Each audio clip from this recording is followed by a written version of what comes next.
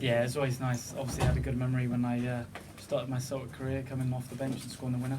And obviously today, scoring a hat-trick and winning the game and winning the title. How much does it mean to you winning that title?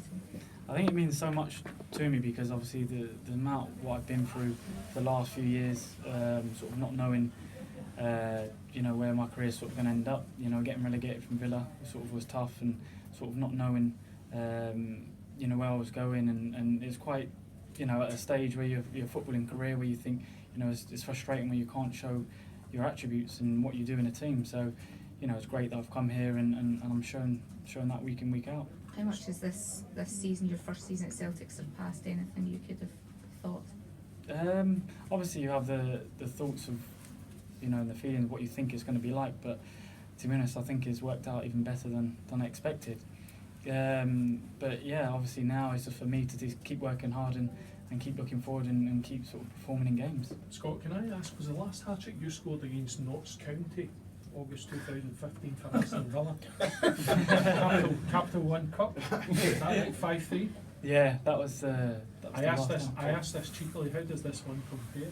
Oh, it doesn't compare to this one. I think to score a hat-trick to sort of tie down the league, I think, I think sort of words can't describe, how I'm feeling, because it is great. I think, if you asked me this, 18 months ago, then I probably wouldn't have thought of that. But, when I come here, you guys have asked me, what do you want to get out of it? And the main thing for me was to enjoy football again. I think I lost that a little bit where, go to City, you for 2 years, you're not even getting a sniff. You're not even making the bench some weeks and training on your own. I think sometimes as a player, it's mentally draining and it can affect you on and off the field. So, I dug deep and I stuck with it, and, I'm getting rewards to come with it. Are you hoping that Gareth Southgate's taking notice of this, Scott, and your achievements? Are you hoping that you've impressed this season? I think everyone knows, how I stand in England. Obviously, it's great. That's what I want to do. My attributes are still there. I still want to play for my country.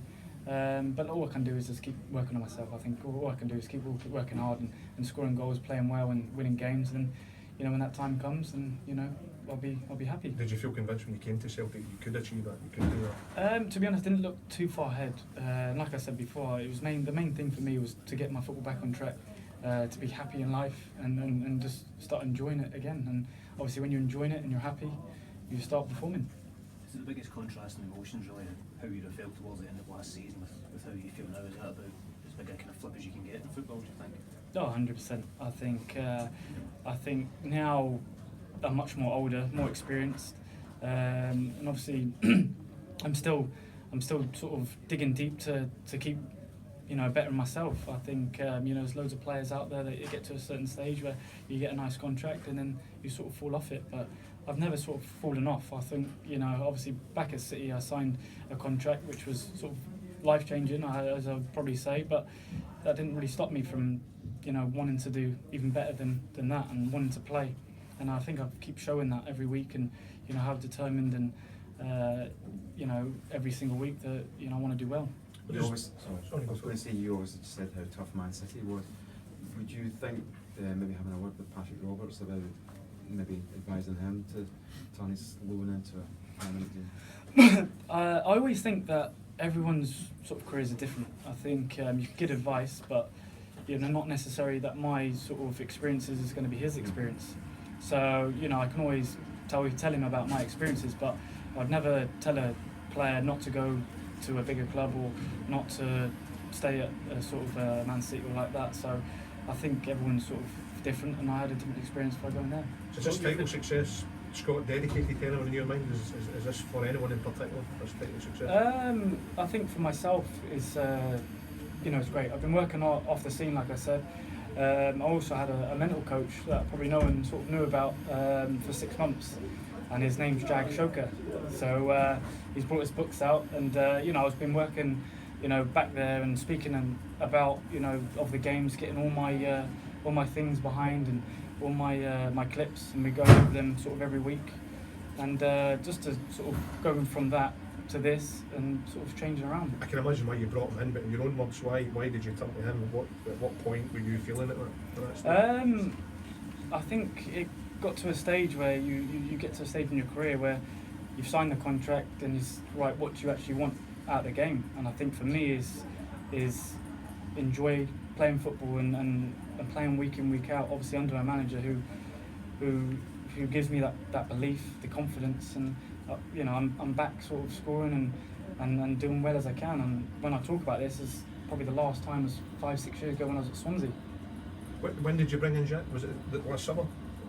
When did you bring in the coach? Oh, that was when I was at Villa. So I was still. This was going back to a year to 18 months ago. So yeah, about a year ago. So you know, just working with him and going sort of just week by week, just something different to change your sort of mental state. He's of brought you up again. how you're feeling, and obviously he's helped us shift that to keep me performing again.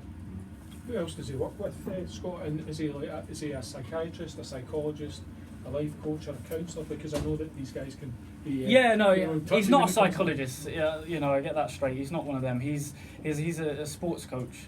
So he sort of decides and he tells you little shifts in your game which can change, you know, the way you're thinking, you know. So going into games, how do you feel, you know, and all the attributes of things like that.